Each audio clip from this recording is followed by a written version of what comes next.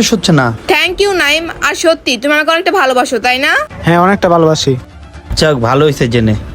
Sir, আরে এটা আমি কাকে দেখছি? নয়ন এখানে? জি ভাই, কিছু বলবেন? আর মনে তুমি কি লোকটাকে চিনো নাকি? তুমি লোকটাকে দেখে অবাক হয়ে গেলা যে? আরে না, আমি ওনাকে চিনি না।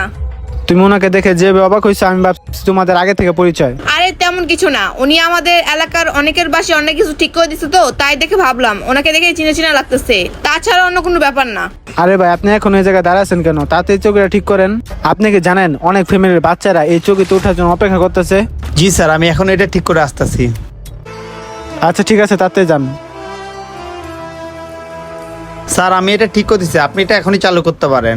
আচ্ছা ঠিক আছে, আপনি চলে যান, আর আপনার পেমেন্ট আমি অনলাইনে পাঠিয়ে দিচ্ছি। ঠিক আছে স্যার, থাক, এখান থেকে বাসায় চলে যাই।